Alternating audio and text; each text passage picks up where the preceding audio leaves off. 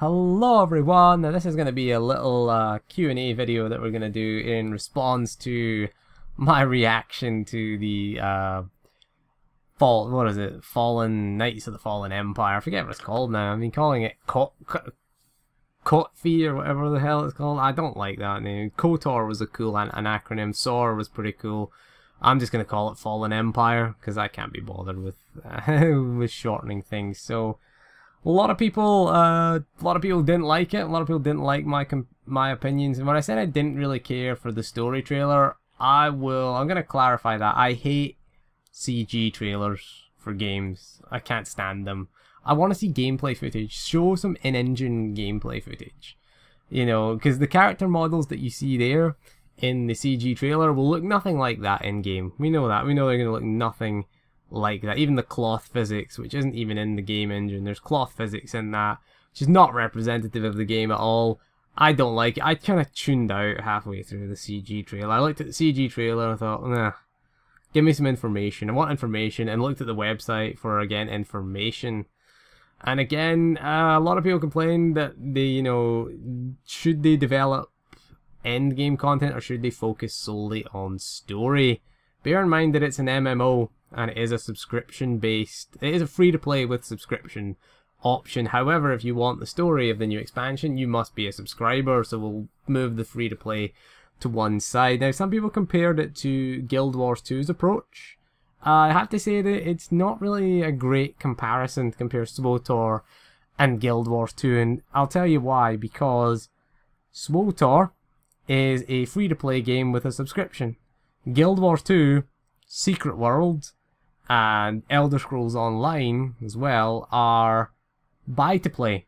You know, they do, some of them do have subscription options, but they are buy to play games. Secret World sells you its episodic content separately. You can subscribe and get all the episodes, or you can buy the episodes kind of individually. You know, maybe they should have looked into that for this new expansion. I guess you're getting it all because it's either have it all or have nothing. Maybe you could just get a taster of it. Maybe make the first 2 chapters free or something like that, so you can get a taste and maybe get new players into the game that way instead of having the old content as well. And the other thing I don't really like, I mean, bear in mind that our pricing model is in line with MMOs like Rift. WildStar is going the same way. DCUO, Lord of the Rings Online as well. So our kind of pricing model is in line with that. You could argue it's a bit in, say, a similar line to World of Warcraft, particularly if you're a PvP or if you want to do any PvE content unrestricted, you kind of have to be a subscriber. So we're not really on the same pricing structure as Guild Wars 2. So Guild Wars 2, you don't have to pay a subscription. There is an expansion coming up for Guild Wars 2, which is a full-priced expansion, which if you think about it, you're not paying a sub, so I guess that kind of makes up for it. Guild Wars 2 and ESO also have cash shops in them as well. I think Secret World does as well. They have a cash shop as well. But again, those games are on a different pricing model from us. We are free-to-play with subscription. So we're on more in line for other games. And games like DCUO, Rift, they do add new raids, and they do add new, what is it called, instances, we'll call them for lack of a better term. I don't know what they're called.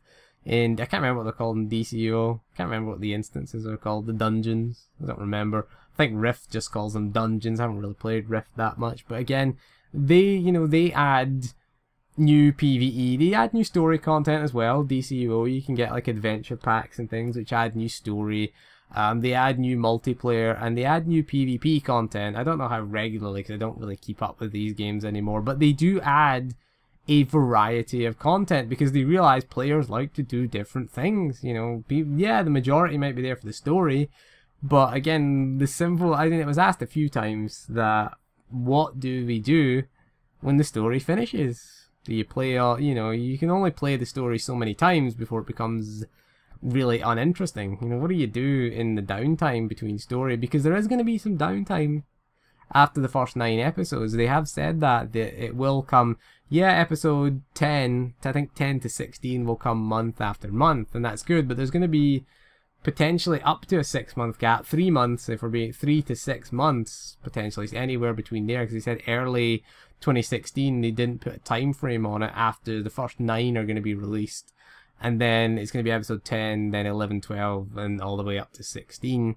So yeah, I mean, it's going to be interesting to see what happens to the subscription numbers between those two, the time period there, because if you don't really have an engaging end content, whereas it's just repeating it, I mean, part of me kind of likes the idea, because the the thought of doing EC again, the thought of doing those tanks again, someone else commented there and saying the thought of doing those tanks in EC, the thought of doing EC again is actually a positive thing. I loved EC. EC was one of the best, I'd say the best raid in the game.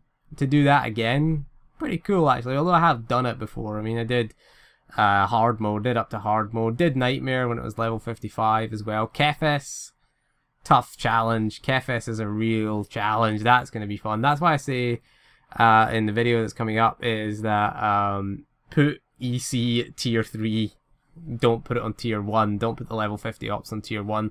EC needs to be one of the hardest, because it was one of the hardest ops back in the day.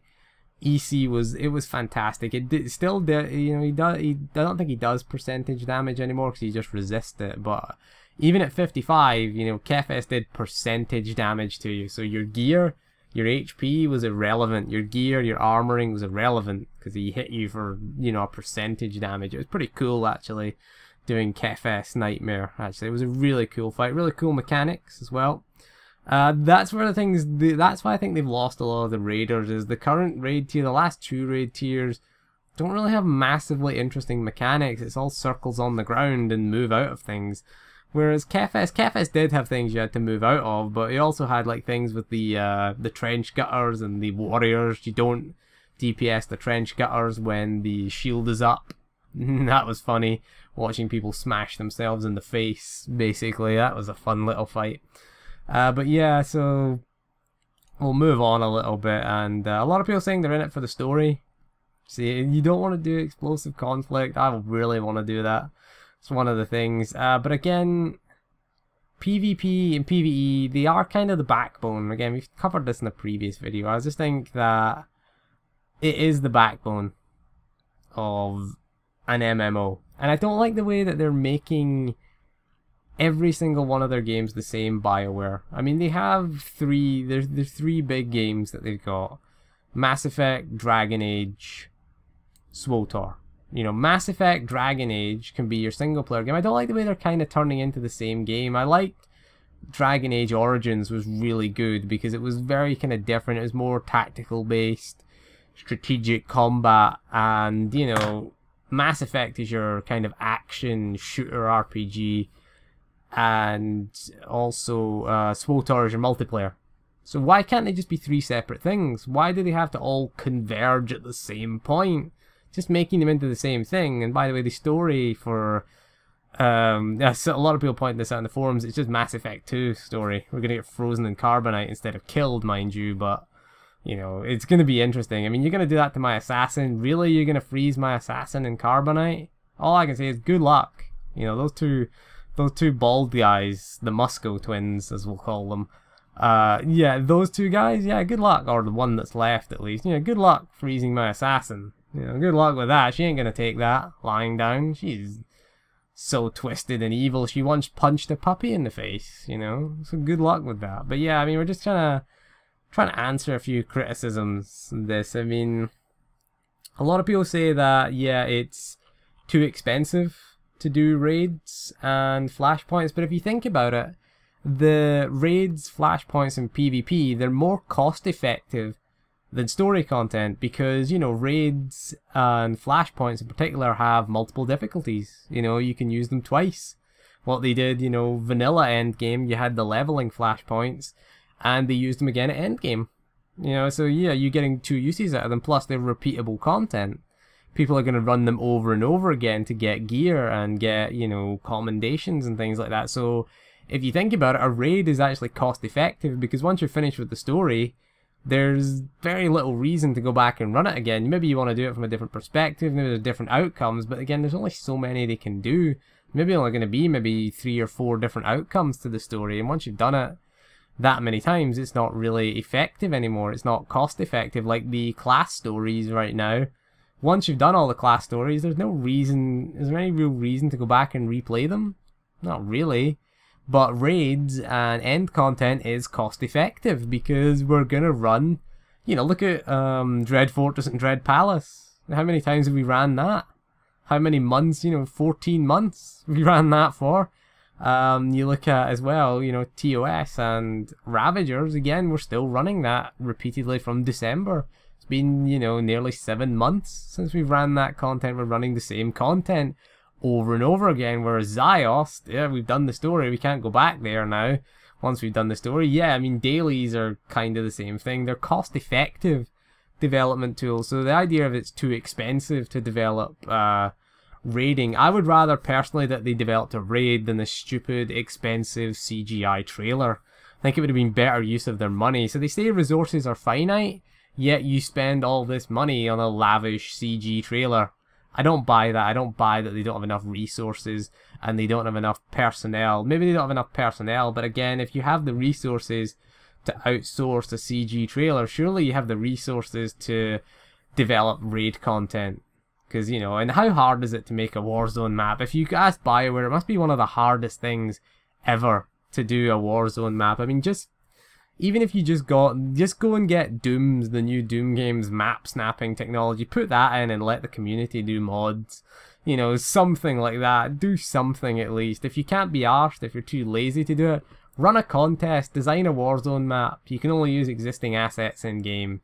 There you go. I mean, how hard would it be to put a Warzone on Rishi? Most of the assets are already there on Rishi. Just use the same assets again, and it's just a case of making the geometry of the Warzone and using the assets from Rishi. So I don't buy that it's going to be massively hard, because again, a lot of the arenas and Tatooine and Makeb just use Makeb assets. So why can't you make an arena or a Warzone on Rishi using Rishi assets? I don't know why they can't do that. It must be really difficult, you know, if these guys are struggling to get it done. So, you know, you think it'd be the hardest thing in the world to develop a Warzone. Let the community do it. If you're too lazy to do it yourself, do a prize. Give a prize away. You know, use the existing in-game assets. Let the community design a Warzone. You could vote for the winner. It'd be free publicity for you. That's my suggestion for a Warzone. You're too lazy to develop one? Get someone to do it. Make the prize like, I don't know, 10,000 cartel coins. You know, something trivial like that. People would do it. I know people that would do it. You know, you could even just put an editor in. You know, how much would it cost to develop essentially the stronghold technology and put that in? There you go. That's my suggestion. Too lazy to develop a Warzone? Get the community to do it. Don't get them to develop raids though. No, that'd be fun. Quite funny though to see. Funny to see some of the attempts. Yeah, quite. Anyway, that's my opinion. So thank you for joining me. I will see you again soon, and goodbye.